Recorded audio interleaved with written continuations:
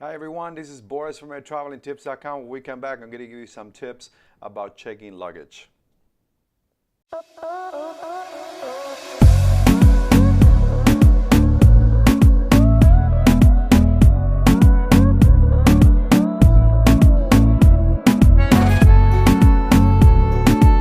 Hello everyone, welcome again. Today we're going to talk about check luggage. I apologize about this mic. I thought it was a little bit small. Actually, it is small, but it's heavy. So apologize for that. You can see the whole thing. I will fix that for the next video. I will try. Today we're going to talk about check luggage. In all my years as a flight attendant, I've been almost 20 years as a flight attendant for two different couriers, American couriers. And I see a lot of things. One of the issues that even today, a lot of flight attendants have to deal with is the amount of luggage that come into the aircraft. And I'm going to give you this tip. I not only travel for business or for work, but I also travel a lot for fun.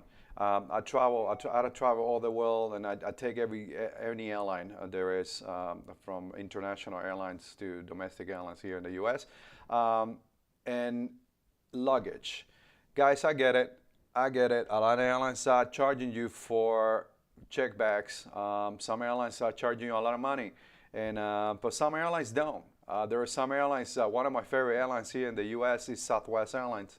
For those of you that are familiar with Southwest, they don't charge you for two bags. I don't work for Southwest, by the way, but I appreciate that they don't charge for bags. Two bags. They don't charge for two bags. But still, see people coming on board with 100 bags. First of all, by FAA regulations, FAA, the Federal Aviation Administration in the U.S., you're not allowed to bring more than two bags on board per person. You only have allowed to bring your rollerboard and then a small item. When I say small item, it means small item that you can fit under the seat in front of you. If your second bag is bigger than your first bag, then you're not going to be able to, they're probably going to let you, make you check your luggage, one of those. But if the airline is allowing you to send a bag for free, why you don't do it? Listen, I get it. Those of you for traveling for business, you are running to that meeting. I get it. Bring your bag, but I'm sure that you're not packing 100 pounds inside your luggage either. You probably have a small bag and it fits in the overhead bins, and then your laptop, computer, whatever you use for work. I get it. Understandable. I see families. Families, that's my favorite. People with 2, 3 kids, the mother, mother-in-law, the grandfather, the grandmother, everybody on board with 100 bags. Why? A lot of airlines now, I said a lot, not all of them, a lot of airlines in the US and internationally, they will offer check luggage for free at the gate, especially if the flights are full. Nowadays, a lot of flights are full. They're low prices, so you see the flights getting fuller and fuller. If the airline is offering you free check luggage, just do it. Why would you torture yourself with trying to find space in the overhead bins? Sometimes you're sitting in row 3 and then you're back. Now you have to put it in row 17. You're going to have to wait. When you travel with a luggage, it's much easier. Just get off, go, get your luggage, and perfect. Those of you that already check luggage, especially those of you going to international destinations or you're going to see your family, etc., you're bringing 100 things to your families and friends, and then you have to go to the luggage carousel anyways. Why are you not sending that other bag to the carousel as well, especially if they're offering you free luggage checked or at the gate or outside? Just send everything. I travel with my backpack, my iPad, whatever I need, my book. That's it. If I need to bring anything that I eat, I can do that. But I've tried to check my luck. Even if they charge me sometimes, it's just not worth it. If they charge you $25, of course, I know a lot of you, you're traveling on a budget or for emergencies, and you really don't have the money to spend on a check luggage. I get it. Listen, I get it. But if you get to the gate and the airline is offering you free luggage check right at the gate, do it. Do it. There's also some destinations, very popular destinations when you go on vacation in the Caribbean especially, there's no jet bridge. One of my favorite airports in the United States that do not have a jet bridge is Long Beach, California. A lot of people go use Long Beach Airport. You don't want to deal with the LAX, no. And so you take whatever airline, JetBlue or whoever flies to Long Beach Airport, and they do not have jet bridge. You're gonna have to go down the stairs or a ramp. When you go to those airports, they usually open both doors, the one in the back and the one in the front. So that's another tip I'm gonna give you. When you fly with those airports, they do not have jet bridges. You may wanna keep your luggage around your area or not at all. Check your luggage. I see people all the time trying to be smart, and then they come aboard.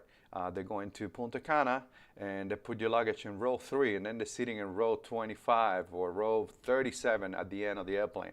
And then when you get to Punta Cana, guess what? You're gonna exit from the back, and then now you're gonna have to wait. You try to be so smart, and you're not.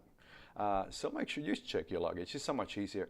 One of my favorite destinations that offer, they have no jet bridge is Cartagena in Colombia. Cartagena is one of my favorite cities in Colombia, aside from Medellin, that have no jet bridge. You can come from anywhere in the world to Cartagena, even on big airplanes, and you're gonna have to go down the stairs. And let me tell you guys, Cartagena is hot. It's very, very hot, especially in the summer. So if you come into Cartagena, check your luggage. Check your luggage. You're gonna have to go through immigration first. By the time you pass immigration, you're gonna have your luggage ready for you. Remember, if you're flying international, a lot of places, not all of them, a lot of airlines will transfer your luggage when you're going from the United States to international destination, not to the United States. You're gonna have to fly, you're gonna have to pick up your luggage. Those of you coming to the United States, as I mentioned in another video that I have, you have to pick up your luggage on the first port of entry. So if you come into the United States, check your luggage. You're gonna have to go through there anyway, especially those of you that check luggage. Your airline will not transfer your bags when you come to the United States. Let me make this clear.